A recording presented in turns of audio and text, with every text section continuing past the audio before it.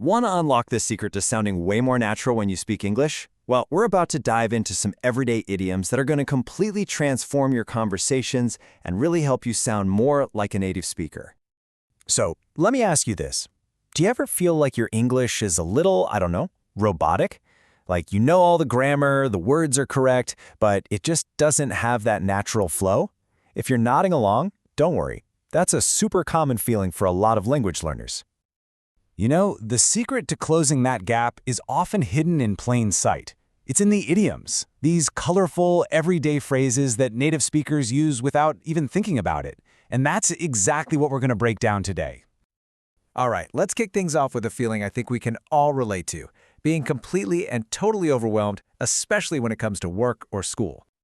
So, just imagine your to-do list is a mile long. Emails are pouring in, and you just haven't had a single second to yourself. You could say, I'm very busy. And yeah, that's correct, but it's a little flat, isn't it? There's a much more vivid way to say it. Try this one on for size. I'm absolutely rushed off my feet. You can just picture it, can't you? Someone literally running around, totally swamped. It just perfectly captures that feeling of being completely overloaded. But being overwhelmed isn't always about having too much to do. Sometimes it's about a single task that just feels impossible, like you're completely out of your league. What's the phrase for that feeling? That's when you'd say you're out of your depth. It's such a great visual, right? Like you're in water that's way over your head. It's the perfect way to explain that you feel like a situation is just too difficult or too complex for you to handle. And hey, just to round this section out, here are a few more really useful ones. When your work starts to accumulate, you can say it's starting to pile up. If it all becomes too much, it's getting on top of you. And when you're working as hard as you possibly can, you're working at full stretch. Now, all that stress can obviously lead to some problems. So let's switch gears from feeling overwhelmed to how we talk about everyday issues, and more importantly, how we talk about solving them. Okay, here's a problem I think we've all faced. Your phone is just terrible. It's slow, the battery lasts about 10 minutes, it's pretty much useless. How do you complain about it like a native speaker would? It's simple. You just say, ugh, this phone has had it. It's so direct and it just perfectly communicates that something is broken, it's finished, it's totally done. And you can use this for anything. A car, a pair of old shoes, you name it. And what's really cool is how some idioms work as a pair, describing a problem and its solution. For example, if your desk is a complete mess, you could say it's all over the place. The perfect idiom to fix it? You need to sort it out. See? Problem, solution. And for those simple fixes to simple problems, we have this fantastic little phrase, do the trick. It just means something works, that it solves the problem. So if you're tired, that first cup of coffee in the morning, it usually does the trick. So, solving problems usually means working with other people, right?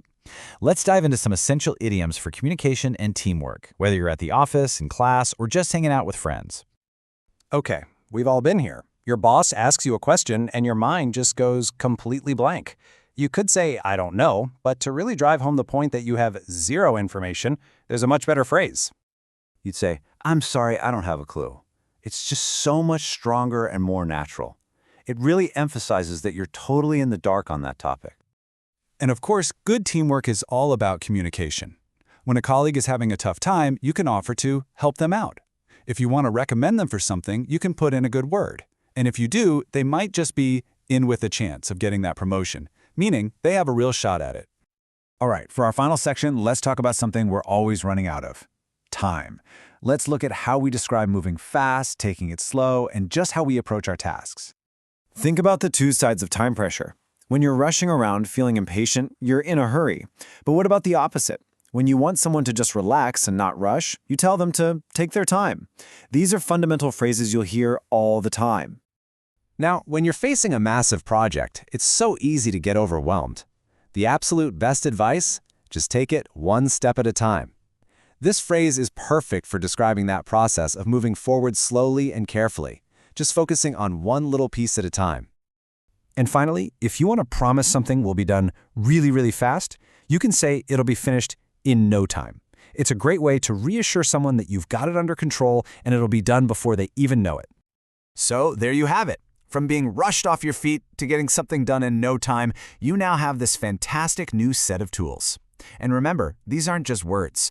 They're the key to making your English sound more expressive, more dynamic, and just way more natural. So, I'm going to leave you with a little challenge. Which one of these idioms are you going to try and use today? Don't just learn them, actually use them. That's how they'll really stick. Thanks for listening, and happy learning.